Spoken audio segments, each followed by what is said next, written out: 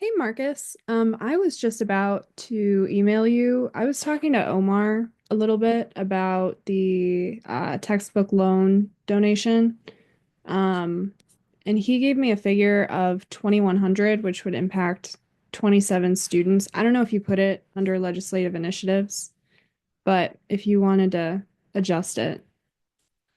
All right, sounds good. Thank you.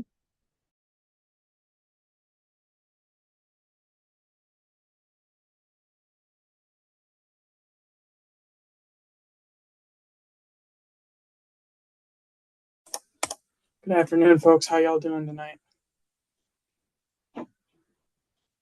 Doing all right. How are you, LJ? Hanging in there. Very glad that this dumpster fire of a semester is almost over. How has the past 2 weeks been for everyone? I know my exams got crazy. It's so tough trying to actually do stuff when I'm like not at school and don't have classes. Like it feels like winter break already. So like I'm in the winter break mindset, but there is still stuff to do. Yeah, the past 2 weeks, everything's been crazy for me too. Final papers, final exams. Yeah, my exams are next week, but this week it was my final research paper and all my projects. And I really miss everyone. I really wish we could have done an in-person GBM. I wish there were, I wish there wasn't a setback with the water pipe repair. Word on the street, though, is they should have it finished next week. And honestly, I'm with you, Marion. It does kind of feel a little too much like winter break right now. It'll But be fixed next week if fixing it doesn't cause another pipe to break. that's true. I mean, that is kind of how high pressure pipes work. So, This is true. This is true. Honestly, this whole thing has felt like an eerie throwback to COVID. Like the Yeah. whole charade of going unexpectedly online just feels a little too close to home. Yeah. I especially don't like it for in-person classes. Like that's the whole reason why I take in-person stuff because I cannot focus for like async stuff. So now being forced to do async after I paid a lot of tuition money to do in person kind of stinks, but whatever. I'm with you. what have you guys been doing in your free time? I've had both my exams got moved before the date, so I had to do two exams in like 3 days. So it's been that was hectic for me, but I think I'm finally reaching the like end point, so it's nice. It's looking like I will be doing 3 exams in 2 days. It depends on how I line things up because one of them is an untimed open book exam that I can do whenever. But the other two, I don't really get a say in the matter. It'll be okay. It just depends how early I want to get out of here, which is not actually that early.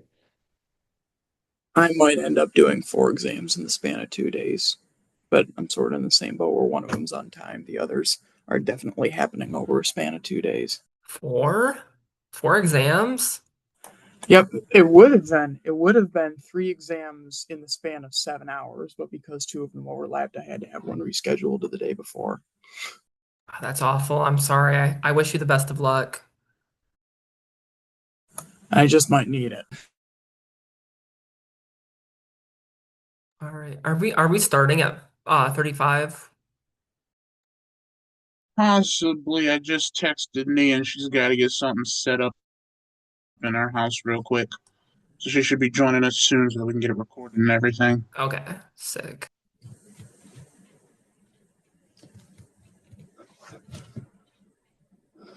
As for my free time, I took great pleasure in watching the Dallas Cowboys lose last night. That was a plus of this week for sure.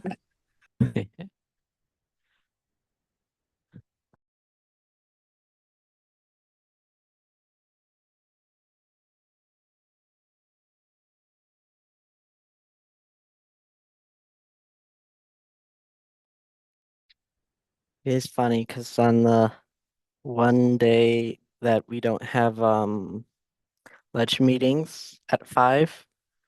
We have this at 5, and I'm free.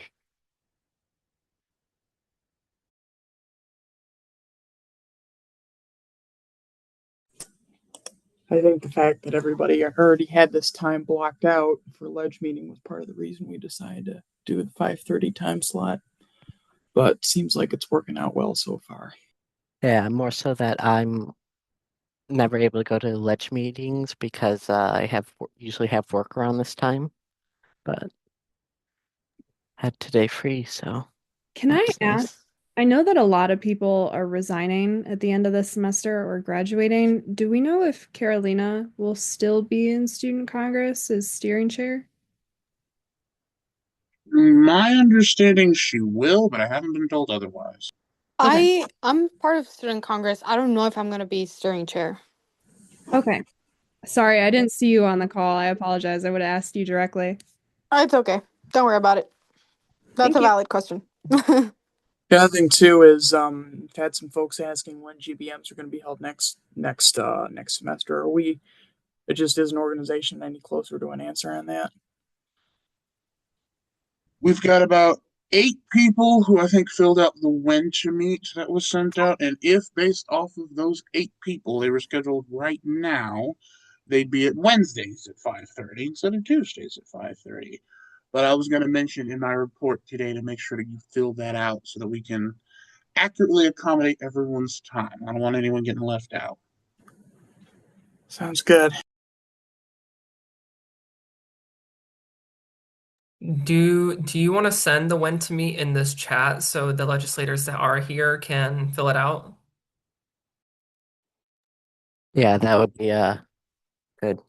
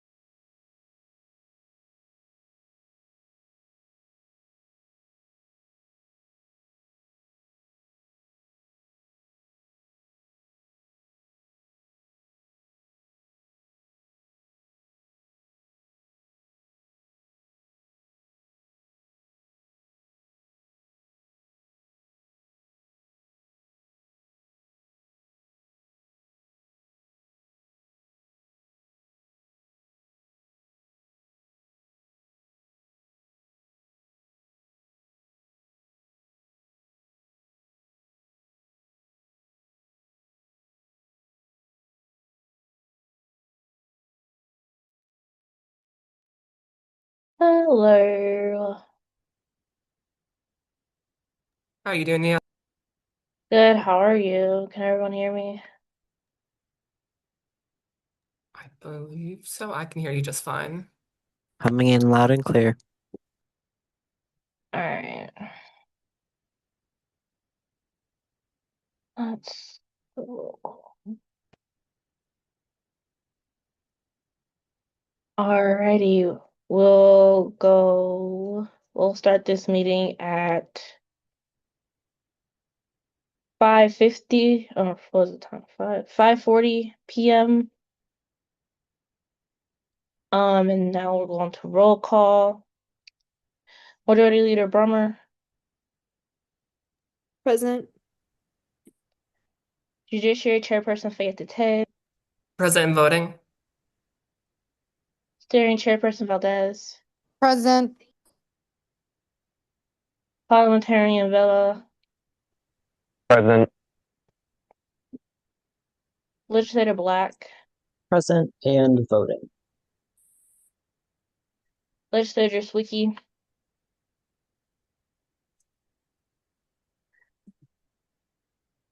Legislator Iveza, Legislator Lunger, Present. Legislator Maku, Legislator Markowitz, Present. Legislator Martino, Present.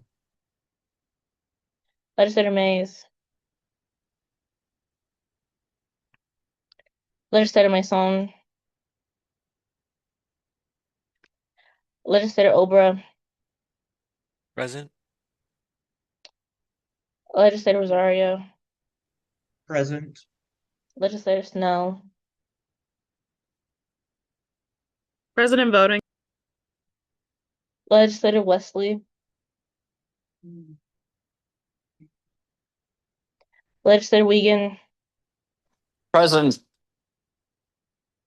Legislator Wolf.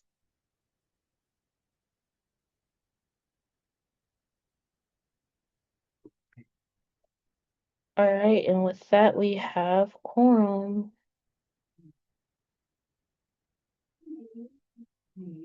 All right. Going into our land acknowledgement.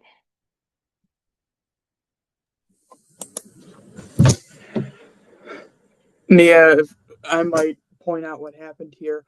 With the removal of diversity from the Office of Student Affairs and Diversity, they removed the page for the land acknowledgement. So I copied the text and put it into a Google Doc, which has been added to the agenda. Oh, wow.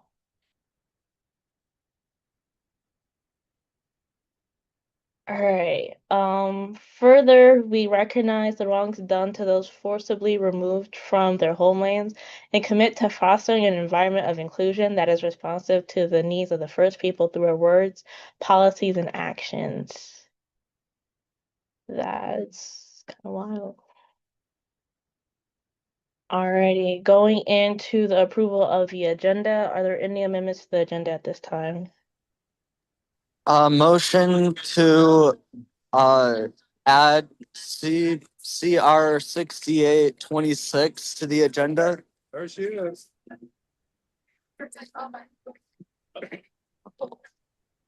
Is there a second? Second. Thank you. Legislators no. I see that Legislator Markowitz also asked for a second reading of CB 6824 to today's. I believe it's added already. Oh, swag, thanks. Chairperson Feyates. Yeah, for CB 6825, it is the second reading, so it is eligible to vote today.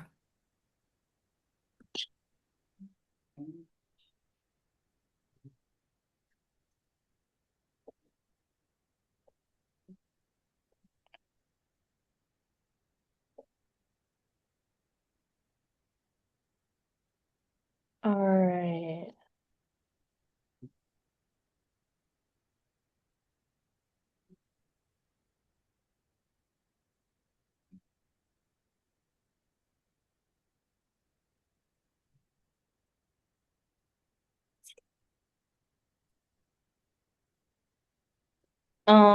Does everyone are you sure? I guess no. Sorry. Sure.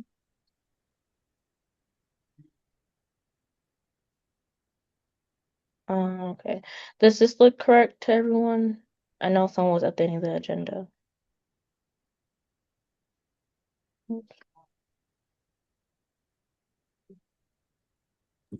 I don't. Oh, sorry.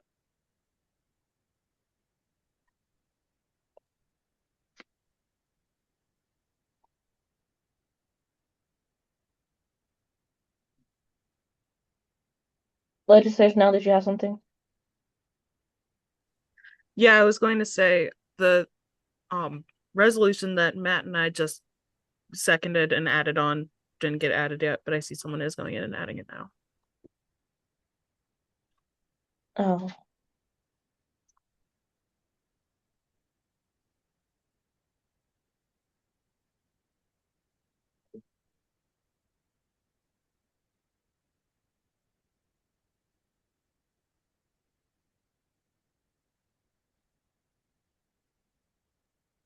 What was the number on that resolution, legislator Snell? Weekend, what was the number on the legislation? 26, I believe, but I'm not sure if there was another one. But I had it on the old agenda that got canceled as 26.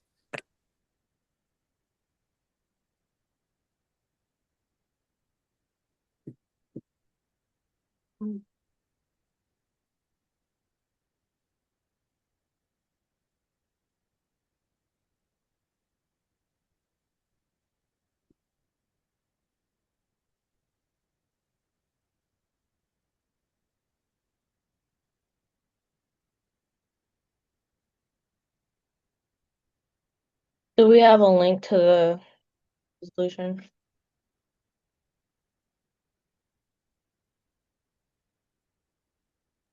Yes, I just sent it to Marcus over text message.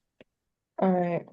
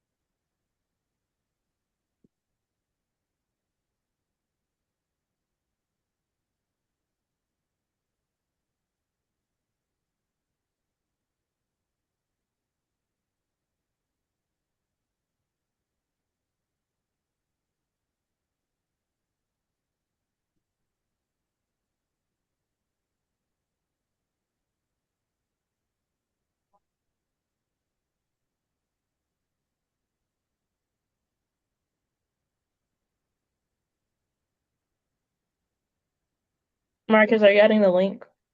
Yep, I'm doing it now. It's just taking my computer a moment to load. Okay.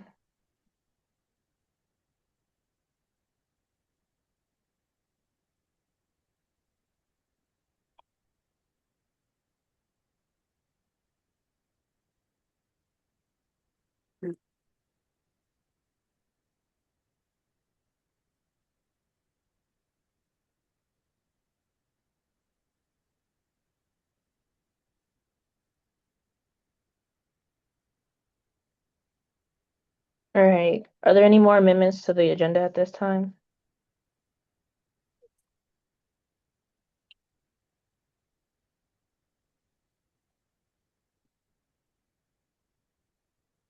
All right, hearing none. All in favor of approving the agenda? Yay. Yay. Yay. All opposed? All right, with that, we have approval of the agenda. Are there any announcements to be made at this time?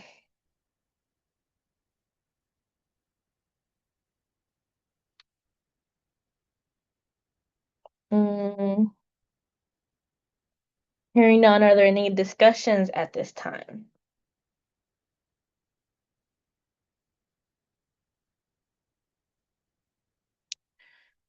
Hearing none, we'll go into new business with the approval of the Speaker of the Legislature. Who is this presented by? I believe you,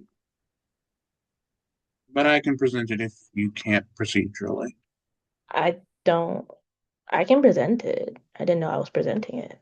Point of order, we may want to get an opinion from the parliamentarian. I would imagine the president would. All right, and then I will.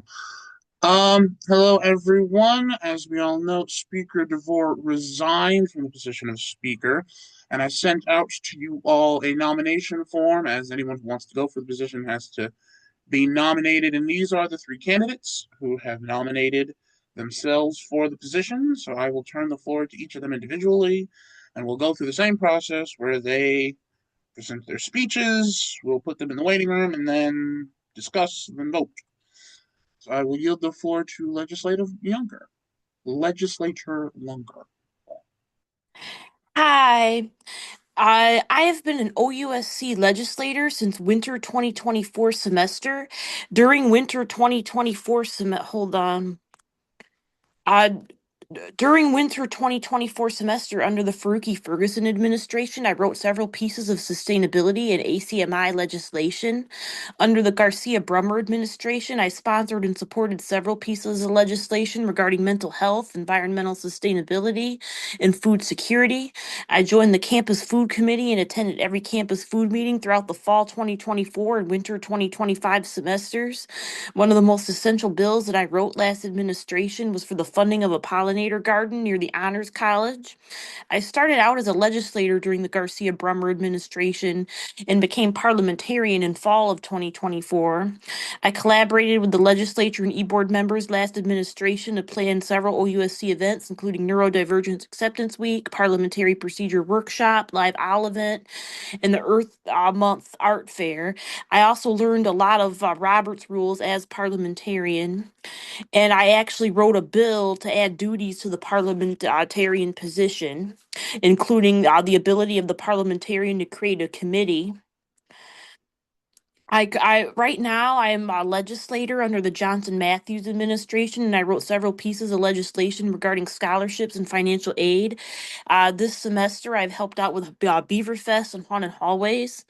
I believe I have done excellent work as a legislator and parliamentarian throughout my time in Congress, and I would like a larger role. I feel I would be the speaker of the legislature would be an excellent position for me. With that, I yield the floor.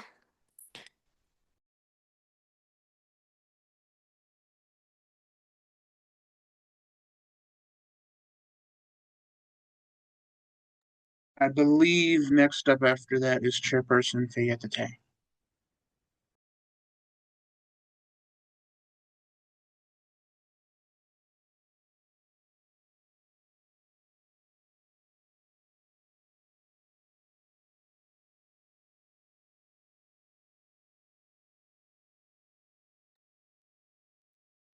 Is she?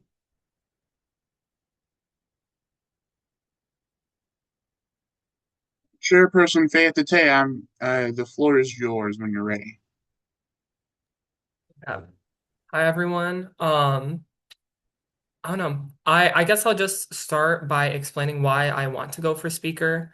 Um, Ever since joining back in summer, I have been pretty involved in OUSC with its initiatives and also its leadership. I know I have worked pretty like not exclusively. I don't think that's the word I want to use. I've been working a lot with the previous speaker as well as the former judiciary chair when I was a legislator. Ever since becoming judiciary chair, I've kind of started putting more effort into the initiatives that I've been working with the speaker, including like the data center, which I put a lot of work into. Additionally, with this bill regarding the participation hours, trying to get legislators more involved. Um, I don't know. I I feel very confident if I do get this position, as I do know the job pretty well with working so close with Speaker DeVore or former Speaker DeVore. Um, I know the job very well. I know a lot of people that can become perspectives, which I would plan on doing as soon as if I am elected, become speaker. Um, yeah, I don't know. I would be more open to answering questions than just talking about stuff that I would do. So I yield the floor. Alrighty, and then I believe Legislator Rosario, you are next. 'Cause I think last time what we did was let all three do the speeches, and then folks ask questions of each as they needed to. So I think we can continue with that format.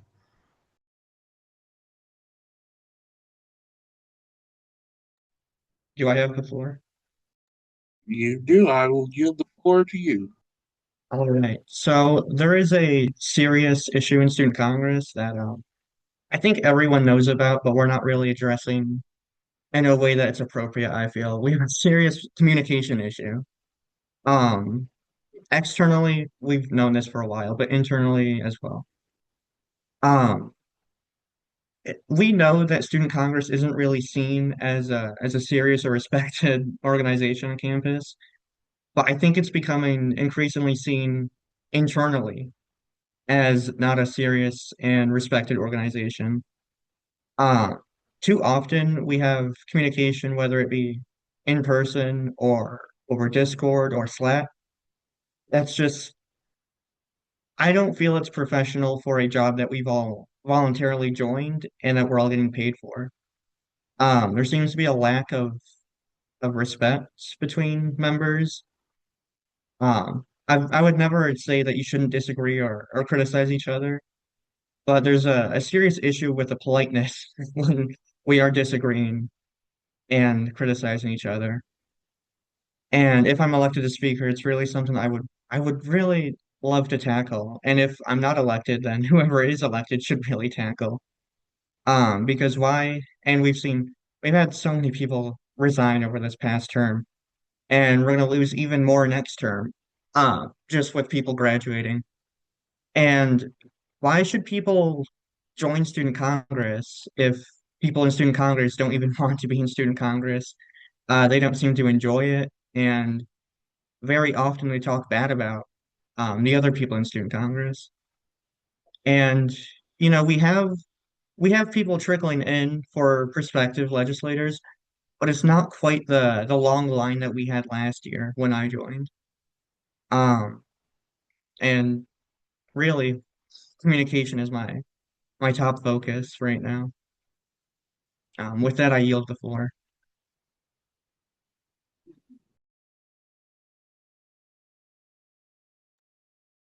I believe that means we can go into the questions for people.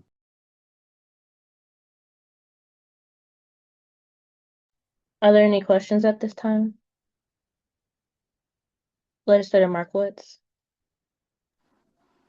It was just addressed by Legislator Rosario, but if everybody could address this, and Legislator Rosario, if you want to elaborate on your answer, what would be your top priority for if you were voted in as speaker?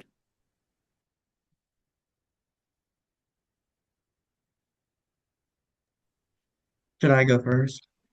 Yeah. All right. Let's see. Um, Communication. I don't hold anything against with anyone. It's not a issue with one single person or even really like one handful of people in Congress. But moving forward, I think the speaker should start having one-on-ones with legislators, in general, but especially whenever there's an issue with communication involved. I don't want to see anyone like getting in serious trouble with this, but it is something that needs to be addressed. With that, I yield. Chairperson Fayette and Legislator Lunger, this question was directed towards you guys as well. I would actually recruit more prospective legislators, and I would make the prospective process more simple, engaging, but also more simple. And I might even decrease the amount of signatures that prospectives have to have. And I would also engage with legislators and chair people, and create events, create different events. I put a lot of effort into meet the reps. Um, Lunger, do you yield the floor? Sorry. Yes. Okay. I guess like my priority if I become speaker, I do agree that communication is a big issue. I think whoever is elected speaker should focus on communication between the executive and legislature. Um, I think I will continue to be active in communicating with as many legislators as I can, as well as the executive. I know in my time in the office, which I'm in the office quite frequently, doing work, I always take a chance to talk to legislators when I have the chance, as well as going into the executive room and talking about some stuff with the executive board. Um, I will probably continue doing that, um, just to like make sure communication is clear and I'm understanding what legislators want to do and like how I can help them with that. Um, in regarding like prospective legislators, I think it would be a really good idea to just like reach out to more people during like tabling events to see if they want to become legislators or if they're interested, which is something that we have been doing, but I think it can be improved upon. And I would like to work with students who are interested, like prospective members who are already going up for the legislature to see like what ways I can interact with like the student community, um, to see like how we can get more members in student congress, as well as repairing like relations within student congress. With that, I yield. I would also do that too. I would improve communications between Student Congress and other organizations, Student Congress and the university, and between the executive and legislative branches. Legislators now. Yeah, so have this is directed to Legislator Rosario specifically. You've mentioned that a lack of professionalism a- is sort of one of the things you want to tackle. However, if I recall correctly, were you not just removed from the Judiciary Committee due to a lack of professional speech online? Um, I well, I resigned before I was removed, but I'm not claiming to be perfect here. Everyone in this Congress is guilty of one thing or another. But yeah, I'm willing to address it. Like, yeah, I'm not on the judiciary anymore. Due to a grievance and also increased responsibilities elsewhere. It's still an issue though. Legislator Black. My original question was sort of building off of what Javier had said and to ask each individual or each of the other candidates what their plan was to sort of systematize or create and systematize a solution to the communication issue. But I think that's been satisfactorily answered at this point. All right. Advisor Miller. I'd like to ask the three candidates, what are their time commitments for the winter semester, including how many credits you're going to be taking, and any other outside time commitments like work, just to show your commitment to OUSC and the amount of time that you're going to devote to this position. Thank you. I will be taking 3 classes, 12 credit hours next semester, but I don't have any jobs outside of OUSC or any other time commitments. So I should be able to dedicate the full amount of hours to this position. With that, I yield the floor. Um, I will be taking 16 credit hours, which is usual for me. Regarding my commitment in OUSC, I will probably commit the same amount of time just because I am in the office often working on stuff. Um, I this semester as judiciary, I had 9 hours dedicated to doing judiciary, but I ended up frequently going over, and I mean that's fine with me as long as I'm getting stuff done. Honestly, with the time I have available outside of classes and with not having a job outside of OUSC, I should be able to dedicate any time out of class, just because my homework usually doesn't take me that long. So I should have plenty of free time. I'm usually in the office, so I will continue to do that. I yield the floor. I will be taking between 12 and 16 credits next semester. I did work for housing. Well, I guess I still do for the fall semester. This is not going to be true for next semester. as there is a likelihood that I will be studying abroad, and these two things aren't compatible, it seems. Um, so I will have ample time to dedicate to this Congress.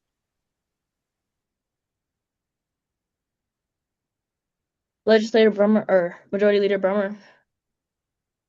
So building off of what Legislator Rosario brought up with culture and communication, and specifically the one-on-ones that you had mentioned, this is something that I did when I was vice president. I had one-on-ones with everyone in the legislature just to make sure that people knew what areas that they wanted to work on and things of that such, which I think supported culture by making sure that people were engaged with the work that we do. So I wanted to ask all of you, is this something that you would be open to doing? And like scale of 1 to 10, how likely would you be to do that? Like meet with every member of the legislature once a semester just to discuss what they're working on and what they'd like to work on to see if you or other legislative leadership can provide support. And then also, second question directed towards Legislator Rosario. Since you mentioned that you'll be doing a study abroad, can you disclose how long you'll be gone during that study abroad? I guess I'll answer the second question first. Um, Around April, I would be leaving, and yeah, it's gonna be difficult, but April isn't that long of a month, first off, with elections and the end of the year. But I would make sure if it's gonna be difficult for anyone, if I'm speaker, it's gonna be me and not you.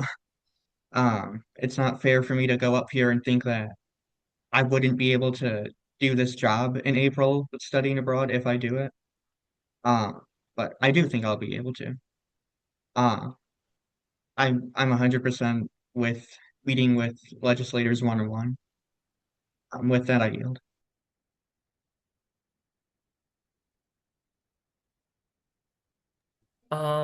I can go next. Regarding meeting one-on-ones, I know as judiciary chair, as many of the legislators know, I already have one-on-ones with a lot of the legislators. I would just have to change what the meetings are about, which is completely fine with me. Um, I think having one-on-ones to kind of like focus on what those legislators want to do, if they have the resources to do them, is very important. So. I think having one-on-ones is a good idea just for like any position in leadership. So I'm fully with that. With that, I yield.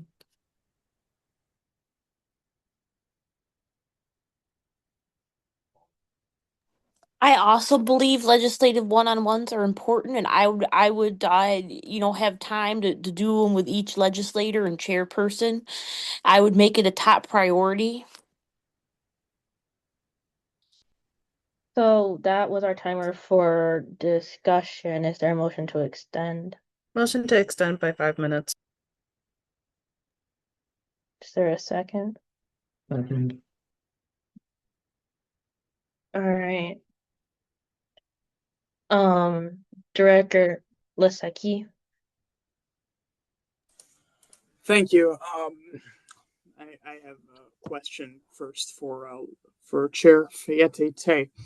Um, with it pertains to your leadership of the Judiciary Committee, because the last time that the leadership of that committee changed, it's my understanding that some records were lost and a few cases got sort of lost in the ether. Do you have a plan to make sure that doesn't happen again if you have to leave that job as a result of your taking this one? Yeah, so I regarding the transition, if I do win this election and become speaker, um, it is a good question. I have thought about it. Essentially, judiciary would not be able to function without a judiciary chair. There is a section in the bylaws which states the judiciary can elect a chair and or a interim chair, and most likely that will happen. And the documents are all in a drive, so everything will be transferred over once we elect like an official chair. I just wouldn't be in the position to do anything with the judiciary. That would be up to whoever the judiciary committee elects for the interim. if that answers your question. I can go into further if you have more questions about that. I think that's a satisfactory answer. And a point of parliamentary inquiry. This is meant for discussion or for questions of the legislators.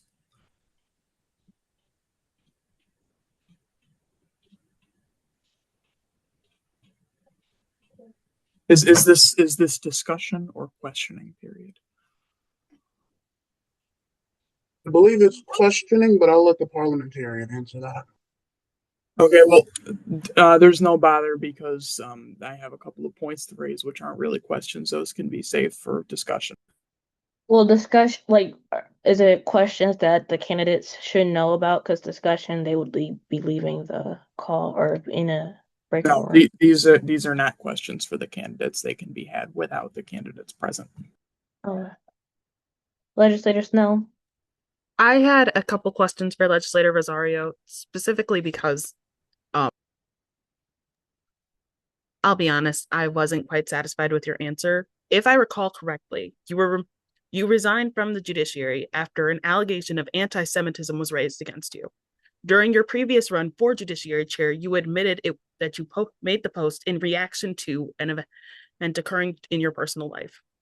With that being said, do you feel you are able to maintain your composure well enough to not have a mistake like that happen again?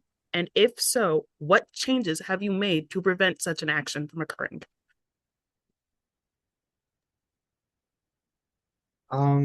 Yeah, this was mostly addressed in the grievance hearing, uh, which I'm not going to go too much into because other members of the judiciary would know that that was a special case with a lot of factors, uh, of which do not affect me usually. Uh, I I have nothing else besides I don't do those sorts of things that had an effect on me that that dampened my judgment. All right. If that answers your question. Director Lasecki. Thanks. I guess I'll just bring up the discussion point I was going to have now. It's regarding what Legislator Snell discussed. It's my understanding that the issue that was discussed in that grievance hearing was outside of Legislator Rosario's capacity as a member of Student Congress. So, setting that aside, I have never been given any reason to believe that Legislator Rosario's professional conduct within this organization has been anything less than professional. So I don't think there's much reason for concern that he will be unprofessional in his capacity as a member of Congress. We are hitting the 5-minute mark. Is there a motion to extend? Motion to extend by just 1 minute. I see that SAFB has a Oh, question. no, So it's fine. My question was brought up earlier. It's fine. All right. Are there any other? All right. Well, with that, if there's no other motions to extend, we will have discussion with the candidates in a breakout room.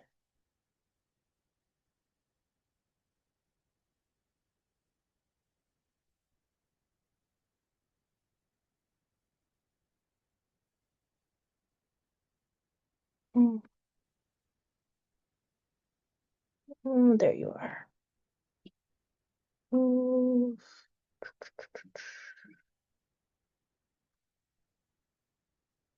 right. Did someone already put Legislator Lunger in the breakout room? All right, cool. Legislators now. All right, so just to kick off discussion, I acknowledge what you say, Director Lasecki. However, I am a firm believer that we need to scrutinize every individual who's going for such a role. As such, yes, I admit I don't have any skin in this game. I literally have no real consequence. I graduate. This is my last meeting, people. However, that does not negate the fact that point blank, this is someone who when they had a lapse in judgment, got anti-Semitic. We all have had lapses in judgment. However, if that lapse in judgment was so strong that we were put to the Judiciary Committee and then in turn resigned from said committee, why exactly would that make? I'm sorry, I'm just like not convinced that this is going to be a one-off occurrence. And while yes, of course, well, in Congress there's professional. Legislator Rosario said for himself, students are watching us. In fact, I can look on screen now and see we do have quite a few students in the gallery today. The students are watching us. They are watching our behavior. So why exactly would we put someone in the highest seat of legislative leadership with such a terrible, frankly inexcusable reason behind them when we have not only two other candidates, but also are fully aware that they will be leaving at April? The month doesn't end just because, well, the speaker left. We're going to be right back here, to what I understand. With that, I yield the floor. Dr. Lasecki. I'd like to yield and let the other folks ask their questions first. Legislator Matrino. As for everything regarding Javier's previous comments, we've all been over this fact in the past. He has apologized profusely. And it is our job right now to pick the person who is going to enact the best policies for the role. And we have three candidates. And out of the three of them,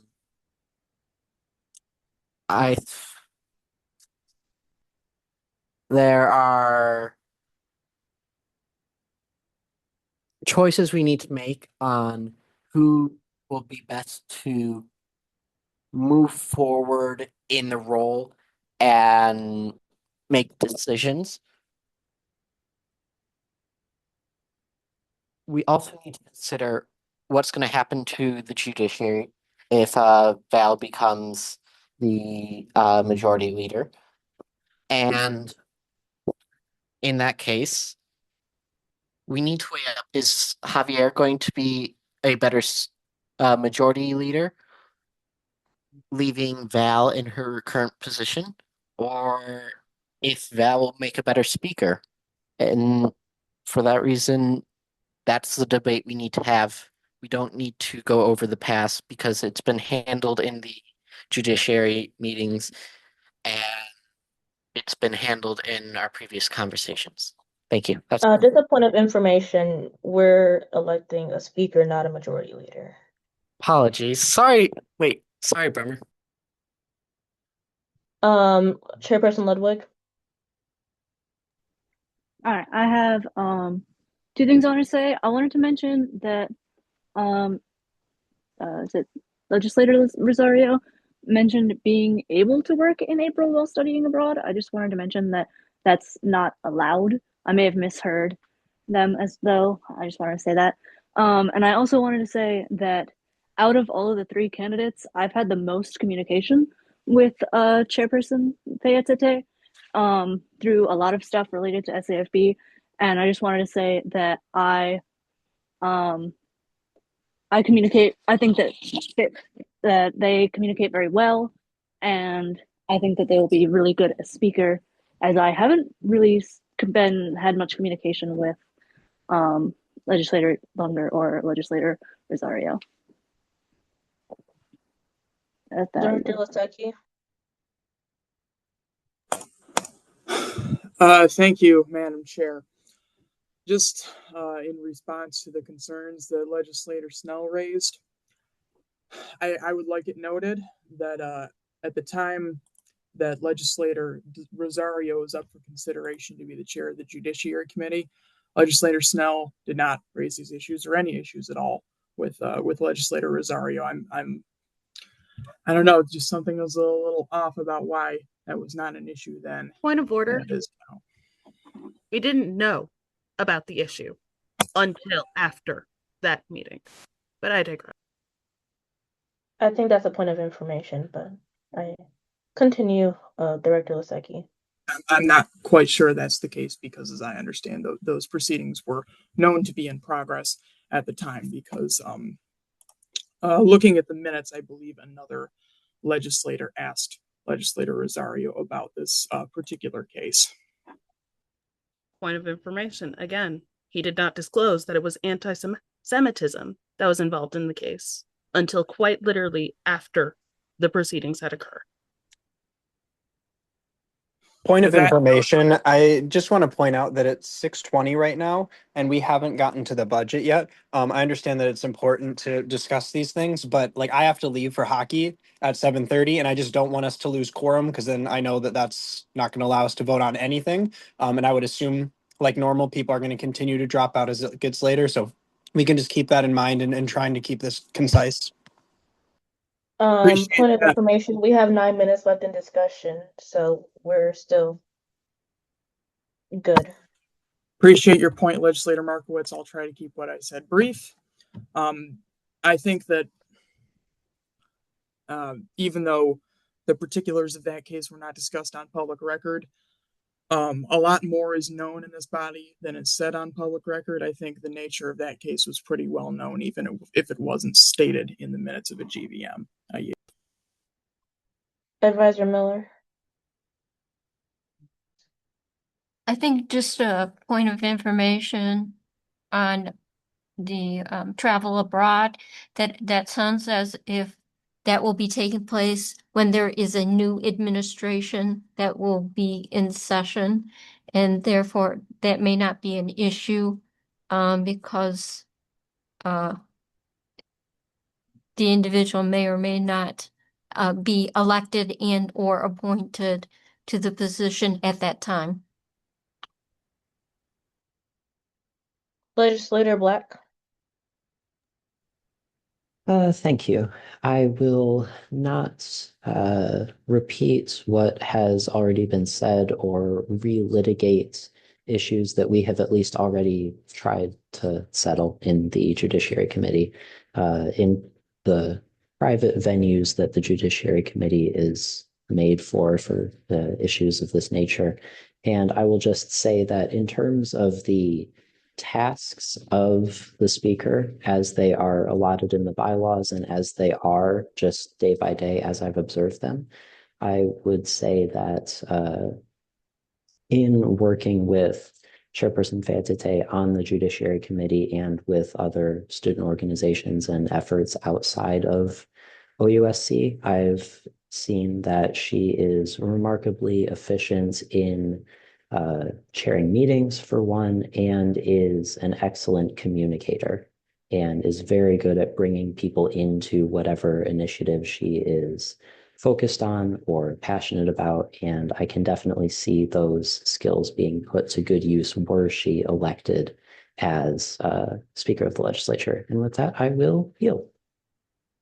Parliamentarian Bella, I saw your hand up. Do you still have something to say?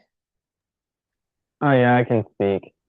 It's just on Javier's issue, I feel like we're just beating a dead horse. I think everybody's made up their mind, and there are a lot more things we could talk about with electing a speaker. And on that, from the judiciary meetings I've been to, ex officio, I think Val's pretty capable. That's all I want to say.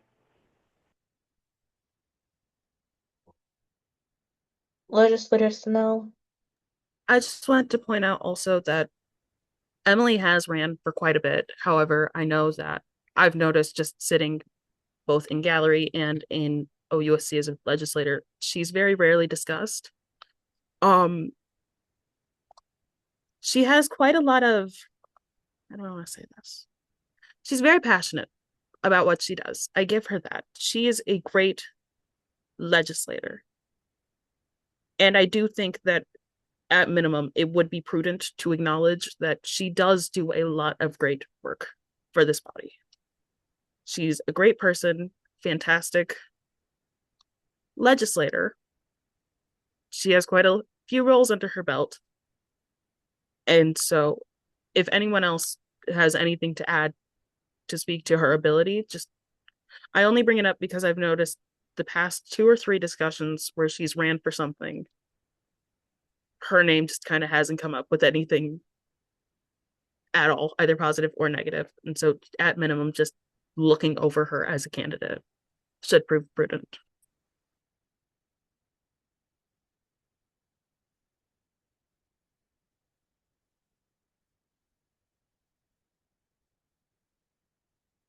Well, we have 5 minutes left in discussion. Are there any other points of discussion, or do you guys want a motion to go to a Motion to vote? move to a vote, please. Is there a second? Seconded. All right, Marcus, do you have a ballot? Yeah, I was going to ask, is this a secret ballot vote you're motioning for? Motion for the secret ballot vote, please.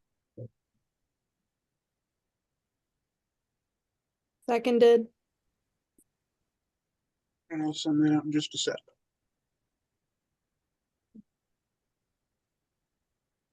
Marcus, are you going to send it out in the Slack or on Zoom? I just sent it out in an email to everyone, and I'm going to put the link in the chat as well. Well, I was going to say, I don't know if you should put the link in the chat because we have people here who are non-legislatures. I was going to say, we can filter out the people who aren't supposed to vote, just so that the folks right here can access it quicker. Okay.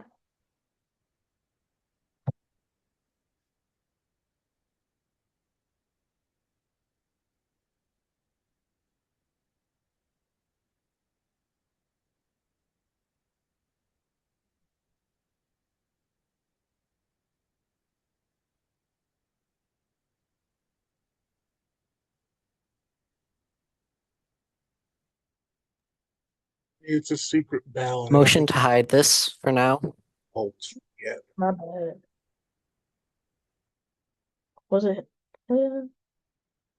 Oh. Hey, guys, the we can agenda. see the percentages as they're coming in. This should be hidden. I'm trying to hide it. Let me see. There it is.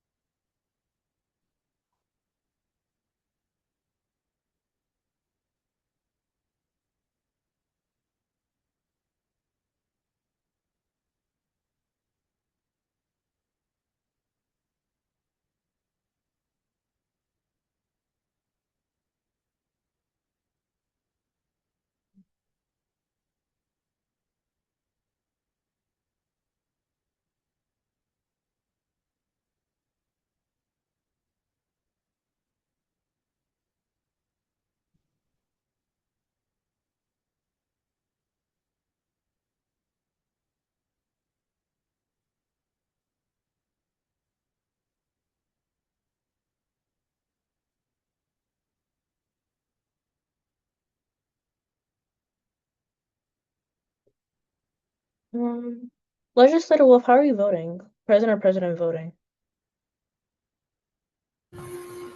Present.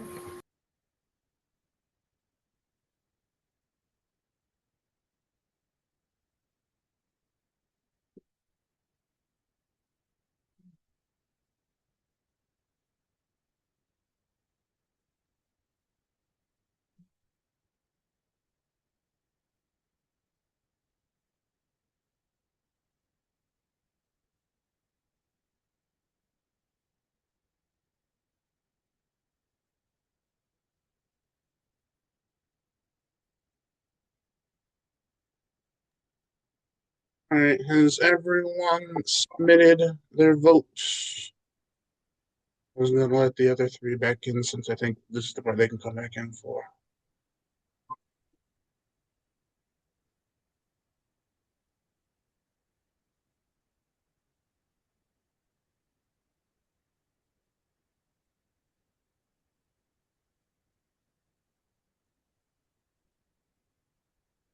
And then, yeah, I just sent you the result.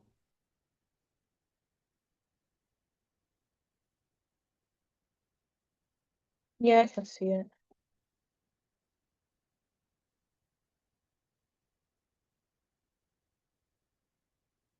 All right. Has everyone been admitted back in? All right. Congratulations, Speaker Fayettez. You have been approved as Speaker of the Legislature.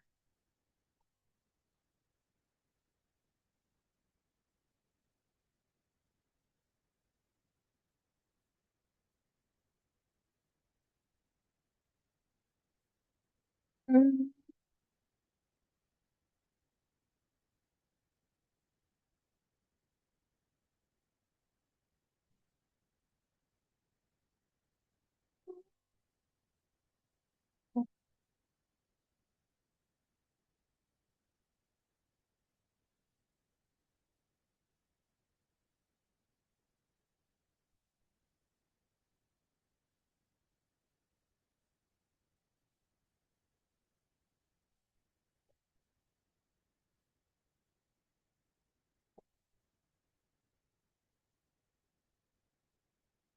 Alrighty. With that, we'll be moving on to the budget presented by President Johnson.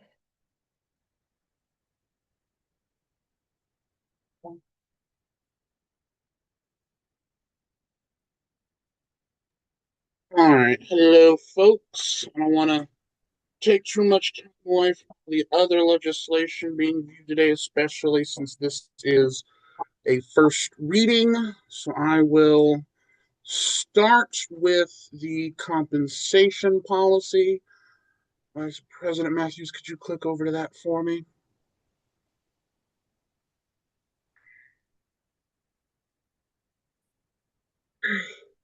Sorry, my computer's going a little slow, so I'll just work off of the Zoom.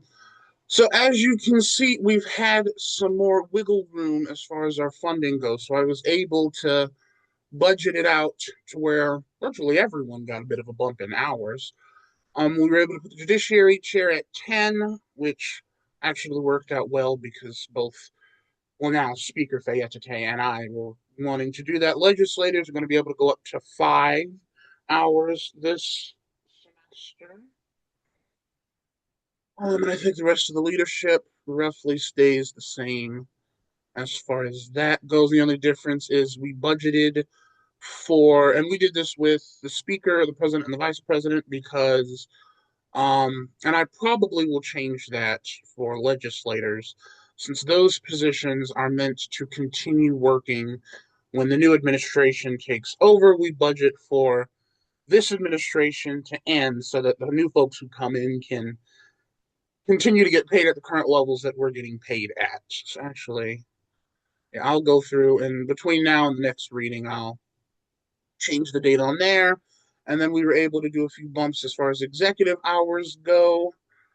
I think that's pretty self-explanatory there. Could you go to winter finances, please? All right, in the executive office, we have our traditional the VSS, DSS donations, bonding, a donation to the Grizz Recovery Office. I'm going to show you, we did something different this time than we did last time, and I'll show you what that is. I budgeted for the Presidential Task Force, since we usually budget for task forces, since I know that's a thing I wanted to start up. And then the discretionary under Internal Affairs, Director Van Patten couldn't make it today, so I told him I'd present for him. Just the budget for name tags and desk plates. I believe everything he budgeted for the winter is the same thing he budgeted for in the fall at the same rates. So that's good. Under financial affairs is where, if you scroll a little bit, Vice President Matthews, financial affairs is where we put all of our mandatory donations. So the alternative vendors budget, the food pantry donation, our stamps, the GSC donation, the elections fund.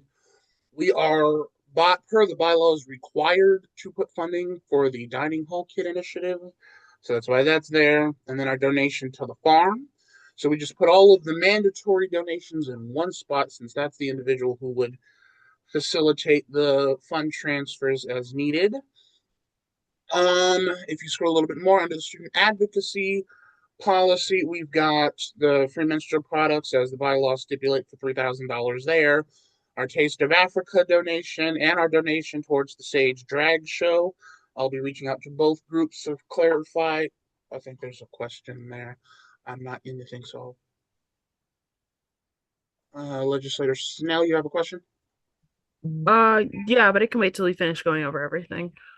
Okay. And then heritage events, we've got $1,500 budgeted for that. I will let Director Lasecki present their budget once they're done. Under the sustainability director, Director Demond also couldn't make it, but I told her I'd present this. So we have our sustainability Shark Tank event that I don't know if you all saw it on the Instagram, but this is something she wants to budget for. It basically presents students the opportunity to develop a sustainable program to implement here at Oakland University with a budget of $5,000. And we would, whoever wins this project, they'd go through multiple rounds of presentations and questions and this, that, and the third. And the finalists would, it would through us implement said program. She has $1,000 for her Green Spaces initiative. She's got a bug related event or events that she wanted to budget $1,000 for. Get either 150 live butterflies, but would share costs with other clubs and orgs. Sustainable products for the vending machine. This is a discussion she and I have been having, so she wanted 250 for that. $600 for the repair cafe, and they're $250 for flyers and whatnot for on the data center. $650 for our recycling bin stickers. $700 for her Earth Day Fest event. And then, she's wanting to do the owl event again, which I know is really popular. So she wanted $400 for that. I can remove this since Director Van Patten already budgeted for it. But for handouts and marketing materials, we've got $500, and then I can change this number. For the legislative initiative budgets, I will. Do you want to present it, Speaker Fayette, today? I know you didn't make it, so I won't throw it on you. I can present it if you'd rather not. I'm sorry, you cut out a little bit for me. I was asking, did you want to present the legislative initiatives budget? I know you didn't make it, but I wanted to give you the chance if you wanted to. Unfortunately, I do not have enough information about it. Okay, I got you. So the first four are the typical what is it? Task force budget items we do for each task force, and then another 300 for some sensory friendly supplies, $750 for meet the reps, and then the CMI textbook debt relief. I'll let Majority Leader Brummer talk about that a little bit more once I've finished, and then another 500 for the voice committees. I've presented that much. I'll let Majority Leader Brummer talk more about the CMI thing. So, as many of you remember, Omar Brownell from the came in and talked to us a little bit about some of the things that they do to support students and provide resources. One of those things is textbook loans for eligible students. So, as some of you may remember, during that meeting, I asked about the type of debt that they have from students who were unable to pay back the textbook loan that they received. So I met with him recently and he gave me a figure of $2,100. That would eliminate textbook debt for 27 currently enrolled students at Oakland. So I thought that would be something interesting for us to pursue, similar to some of the work that we've done with affordable course materials. Cool.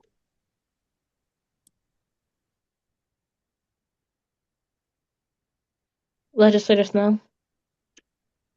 Okay, yeah, I had a couple questions about the budget. First off, just off the cuff with the Heritage Week events, are we sure that's going to be enough for them? I mean, I was working on one that just could not make it happen and could not make it happen. And I was spending $500 alone in food for all week. That doesn't even guarantee, for example, space, speakers, any equipment needed. And it's like, that just seems a bit lowballed. Where's this number coming from? Is this based off of like past projections or? Yeah, so this number is coming from what we've previously budgeted for Heritage Weeks, because I know also when planning and we partner with a lot of student orgs who usually help with costs on a few things. But if you'd like, you can motion to add some more and I'll take it as a friendly amendment. All right, then motion to add about $500 more. That guarantees at minimum 2 weeks in my eyes, or at least covers it, since I know from personal experience, having worked on trying to run one, we don't have those connections anymore with those student orgs. like, I'm gonna be so blunt with you guys. They aren't coming to us. When we reach out to them, they aren't responding to us. I don't know if it's just like the people, or we don't have the people who used to connect with them, so therefore they don't trust us, or what it is. But Heritage Weeks in the future, if they went as well as it went when I was trying to plan one, we're kind of on our own for it. Two, the other questions I had was with what is with the GSC allotment, and what exactly did we put for that, seeing as I know they have Pride Month celebrations coming up in the upcoming semester, alongside the fact that they are possibly going to be going through quite a bit of hardship, seeing as the land acknowledge already went away. Does this all buffer zone for that? And then just the third question would be, what are these dining hall meal kits? I mean, we put them on every semester, but they're not branded. I have no clue what they are, having been here for 2.5 years, both as student and now legislator. I still couldn't tell you what they are. As far as the GSC donation, we are mandated to budget at minimum $200. I usually do five, so that we have a little space there. Between now and when the budget is read again, I'll have hopefully had gotten some more info from Blake as to what exactly the GSC is going to need from us, and if $500 is enough, or if they need more. Um, because I remember talking to him and him mentioning, they do Pride Month and whatnot. And I know I also got confused because I thought the GSC ran the drag show, but I've learned that is a Sage thing, not a GSC thing. So I made sure I wanted to separate those two so that we could do funding to both. But if I hear from Blake that they need more than 500, I will put more in the budget for that. As far as the dining hall kit initiative, like you, I don't actually recall what we do with those. I've recommended in the past that we remove it from the bylaws because I believe at one point in time years ago, there were reusable dining kits we used to give up to people, and the Oakland Center started doing a similar project, which rendered ours null.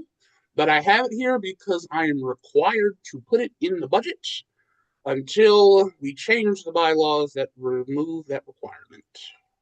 Okay, then with that being said, is there any way we can then take that dining hall initiative and put it towards, for example, the pantry, and give them reusable dining kits, such as spoons, forks, etc., since that is, first off, having now volunteered in the pantry, that is something every student needs that goes to the pantry. Very few will walk away without taking a what they call silverware sets. They are running on a chronic deficit of can openers to the number of cans they are giving away. Like, they genuinely could use it. So while yes, it's called the Dining Hall Meal Kit Initiative, could we possibly put that towards the pantry instead? So that way it's not just quite literally money we are now saving. In essence, putting in a giant savings account and developing an interest on. Well, yes, we could. The only thing that we would have to do is just change the wording in the bylaws, but I don't see why we couldn't be able to put it toward that. We just have to change the purpose for the funding, that's all. All right. And then my second question is, I know you mentioned sensory friendly room having the line item. That was actually something I know I put in there. However, do we even have progress on getting a physical room? I know we made that with the assumption there would be. However, with both pipe bursting, Glenn McIntosh's tragic passing, so on and so forth, have we gotten any closer to actually getting that space? And if not, is there any way we can reallocate those funding to go either towards DSS or towards working on other accessibility projects throughout campus? Because I will say the most I've received as far as that goes is that we're waiting for the very finance and administration division to put money towards fixing the problem that was caused in the space where we want it to go. I will say I am amenable to somewhere else if you all would like to, but I will leave that up. You faded out about halfway through, so I will say I'll leave it up to you all if we want to move the funding on it. But the most I have gotten so far is that we're waiting to hear from finance and administration on if they will be putting money towards fixing the problems that caused the pipe burst. And with everything going on, I don't know how confident I am that we will get that answer soon. So I am happy to, as a friendly amendment, move the funding. But I know former Speaker DeVore had it in there, so I wanted to make sure it was preserved if we still wanted to move forward there. then if it's all right with everyone else, seeing as I'm the one who did kind of spearhead this project, I would like to make a friendly motion to strike that line item and instead put that money either towards the pantry or towards the disability support services. While yes, I can acknowledge the necessity of that space, I can acknowledge that we did a lot of great work with that money. If the project isn't going to work out under this administration, I would rather not see money just sat in wait. I'd rather see it used towards something that could benefit the student body the best in this moment.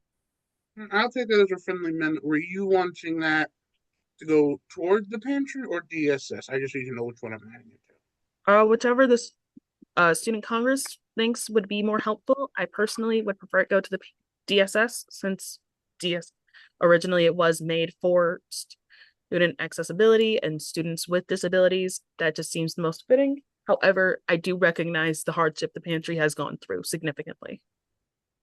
Majority Leader Brummer. In terms of where I'm at with relocating that money, personally, I would prefer to see it go to the pantry. I've done a lot of work with the pantry, as Legislator Snell said, they definitely can use a lot of support. I don't have a problem if more people want it to go towards DSS, although as I've mentioned previously, DSS does receive institutional funding. So I'd prefer to put that money towards somewhere that doesn't receive any institutional funding, but I'm okay with whatever the majority of the legislature would prefer. George Kudlowski. Thank you. I just want to raise the point of information that was made earlier. We are kind of short on time here. People got places to be, just for folks to keep that in mind. It's 6:50 p.m. Want to make sure that we get through our other business. Legislator Martino. Given that the original fundings were laid out for support of given what the original funding was laid out for, I feel like DSS would be the better option to transfer the money to, given it aligns more with the original point of the funding. That's all for me. Majority Leader Brummer, did you still have something to say? No, my bad. All right. Are there any other discussions or motions or questions? Legislator Snell. I was just a bit curious. Did we actually come to a decision on where that money would be moved to? I just would rather see it decided within this meeting because, again, I'm on my way out the door after today, and I would like the guarantee that one of those two orgs did get that support.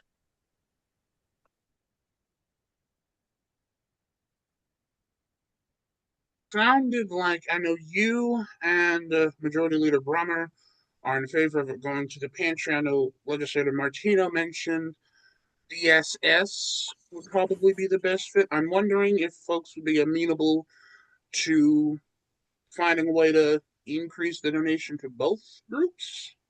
Maybe. I don't know how folks feel about that. I believe that with you, but it's an option at our disposal. Out of curiosity, I Like, forgot what her official title is. Miss Miller, is there any way you could speak to either of them? I know you work with both offices actually as an administrator.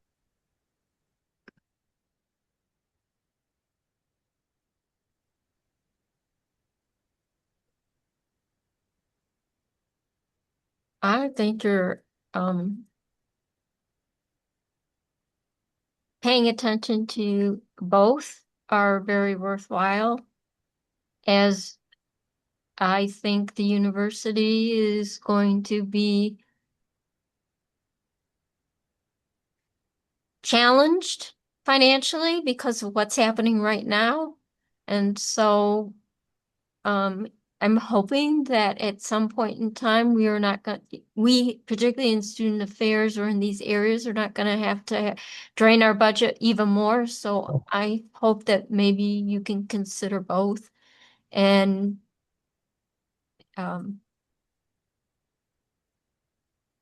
maybe something else in the budget could be changed to accommodate what you are trying to achieve. Is that helpful? That was very helpful. With that, I would like to make my formal motion to amend the budget to have an even split between both the food pantry donation and the DSS donation of the money from the sensory friendly project. Is I there a will second? take that as a friendly amendment so you don't have to go through the procedural mumbo jumbo. Legislator Martino? Oh, okay.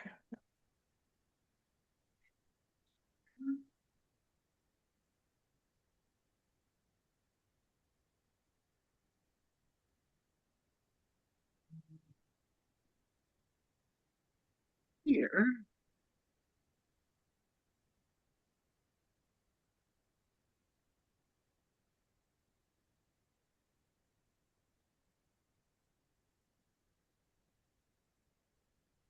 Alrighty. With that, I will yield the floor to the chair. All right, moving on to our next order of business. Oh, there's no more discussions about the budget, correct? No more questions.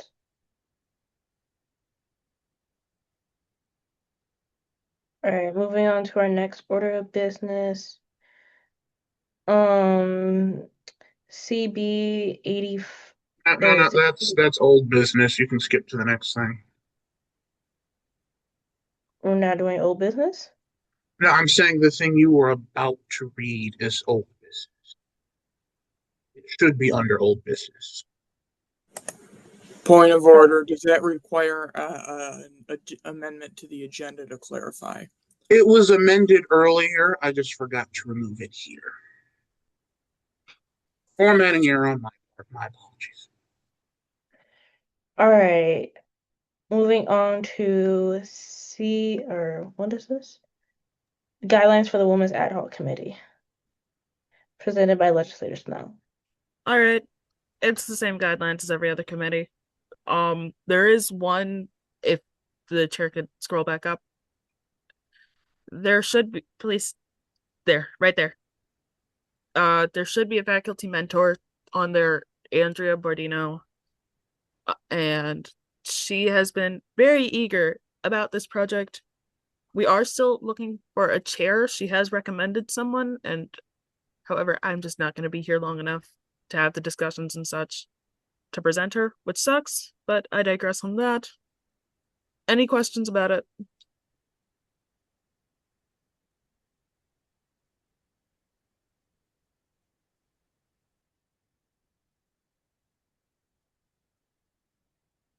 All right, hearing none, we'll be going into a vote.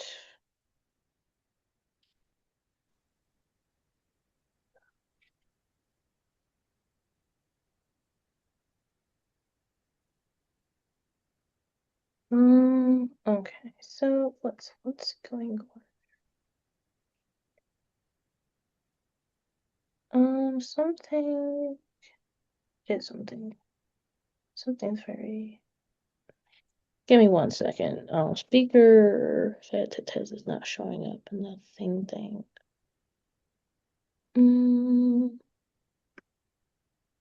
Okay. Let's see.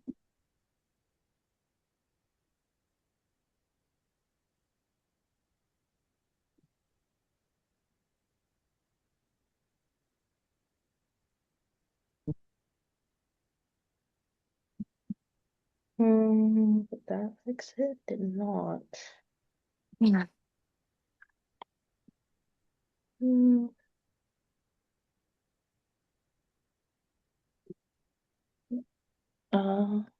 to that. Maybe. Okay, cool. All right, Speaker Fayettez. Yay.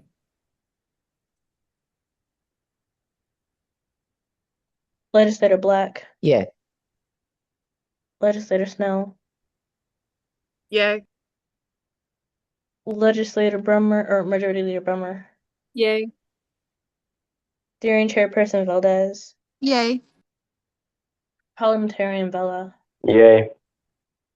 Legislator Lunger. Yay. Legislator Markowitz.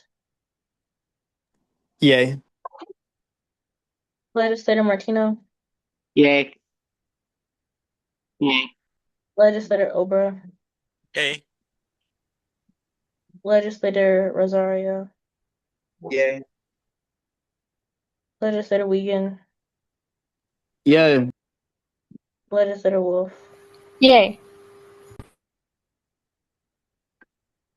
All right, and with that, the women's guidelines have passed. Moving on to CR 6826, presented by Legislator Wiegand. Hi, everybody. This is my resolution for a new program at Oakland University, or which would include a major and minor within the business school for real estate. And this is my first resolution that I've ever presented, so please bear with me. I'll try and keep it short and be conscious of everybody's time. But essentially, I've been working with Professor Tim Hodge within the economics department, and he's been developing this program for a while. And this is really just to it's to show the Senate that there's a lot of student support. I tried to get as many names on as supporters as possible, just because I really wanted to display that there is that support. Oh, I'm so sorry. I misspelled that.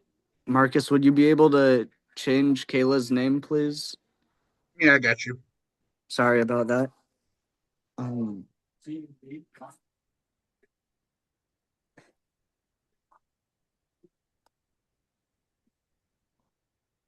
okay. So currently, students at Oakland University who want to pursue a career in real estate um, they don't have a major or minor that really best fits their interests. You know, you can do finance or economics, but there's not really a specific major or minor that's related to it.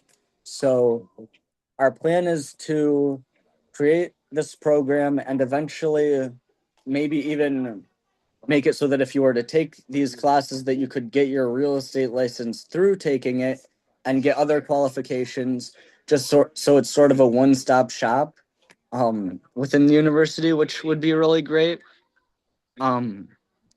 This would also open opportunities for extra funding from outside donors for Oakland University.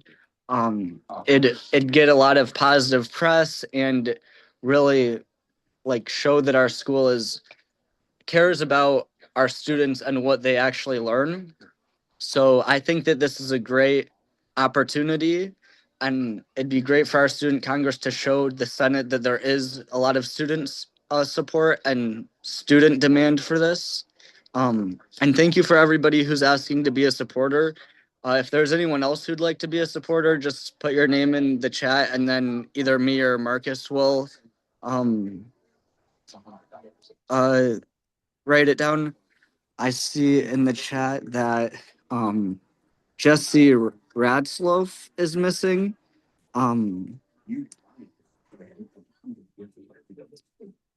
Yeah, I think you did tell me about that when you told me to add your name, but I didn't know the spelling or like what it was. But yeah, now that it's in the chat, I'm sure that it'll be added. Thank you. So yeah, that's really about it. I think that it's a good step in the right direction, and it will be a great addition to the business school. And with that, I'm open for questions and comments.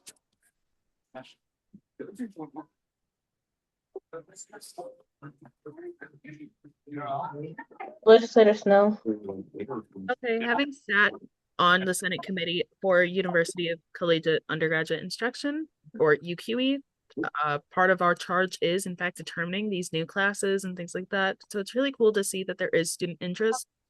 I'll make sure to bring it up next week when we meet on Tuesday morning.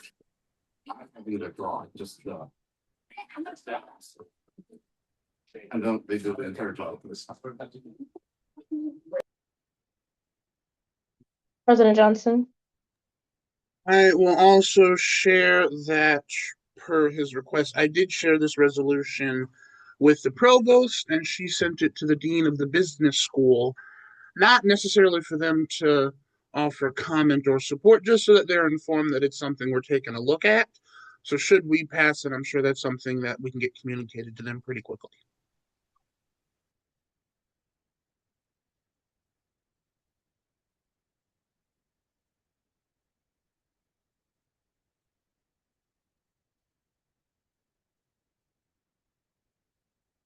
Are there any other discussions or questions or comments or at this time?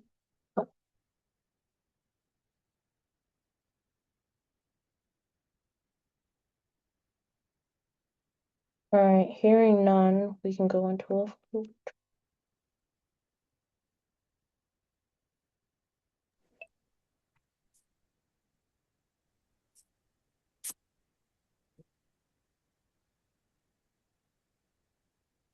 Speaker Fayettez. Yay. Legislator Black. Yeah.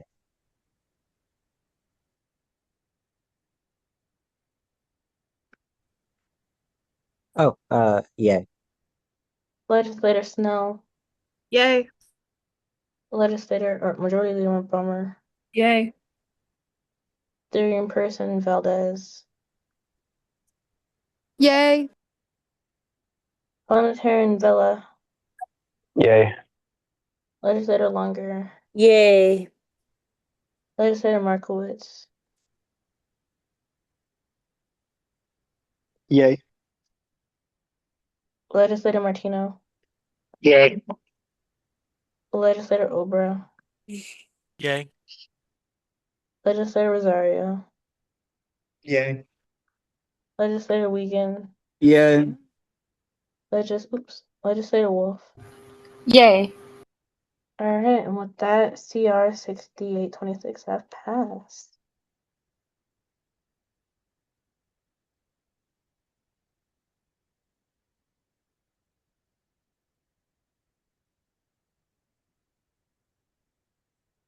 All right, going into old business, we have CB 6824, presented by Legislator Markowitz.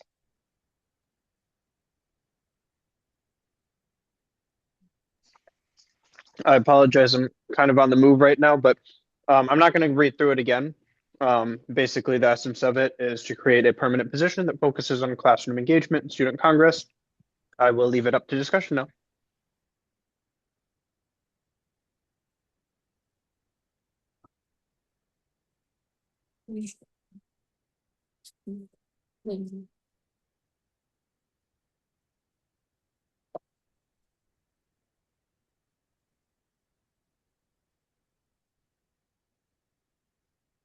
Hearing no points of discussion, we can go into a vote. Oh, sorry, Legislator Snell. Down low. I'm sorry, my cat is being a butt. No, I don't really have any point of discussion. Oh, okay.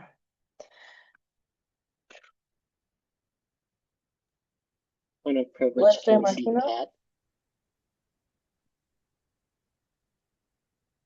That's out of order.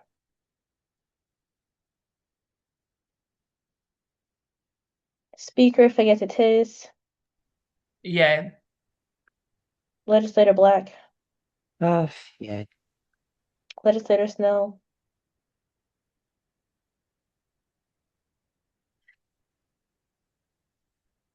Legislator Brummer. Sorry. Yay. Legislator or Chairperson Valdez. Yay. Parliamentarian Vella. Yay. Legislator Lunger. Yay. Legislator Markowitz. Yay. Legislator Martino. Yay. Legislator Obra. Yay.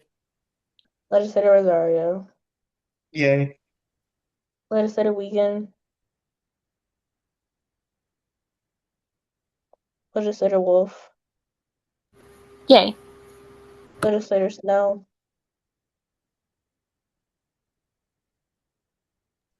Yay. Legislator Wiegand.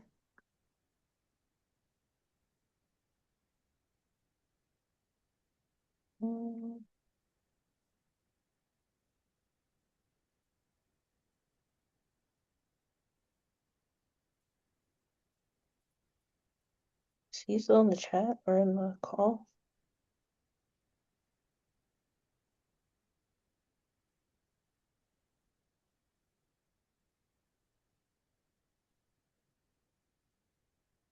All right. And with that, CB 6824 has passed.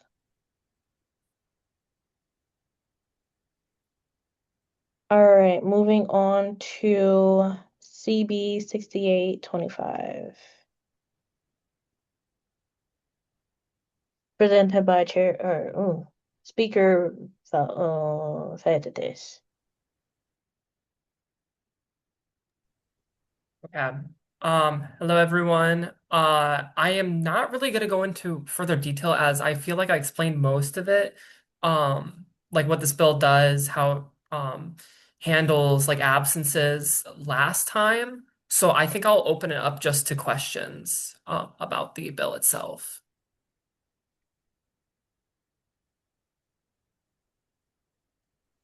Madam Chair, can you scroll down the bill a little bit so we can see the whole text? Thanks.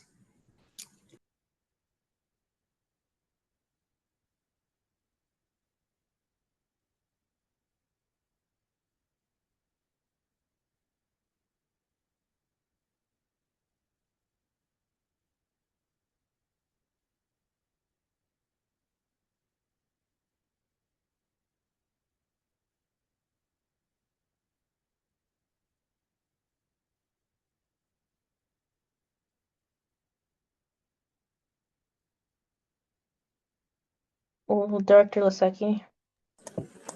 Thank you, Madam Chair. About this bill, I'm sorry, Speaker Beatete, I'm going to have to get used to the new title. We previously discussed the potential of adding a provision for special cases where a member of Congress is seeking medical care and isn't able to fulfill half of their allotted hours. Can something like that be codified in the bill here, please? I don't think it needs to be just because that would be allowed through absence requests and communication with the judiciary chair, which is what the exemptions are for. See. Yes.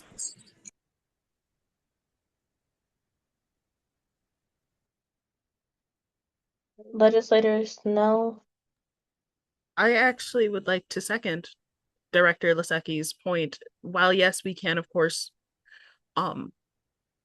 depend on the judiciary chair, and I do not mean to imply anything less than, I do think it would prove at least prudent in the case of extenuating circumstance, for example, extended absences, so on and so forth, for students, as well as just providing a bit of a point of personal protection for the judiciary chair to say, you're not under these specific circumstances.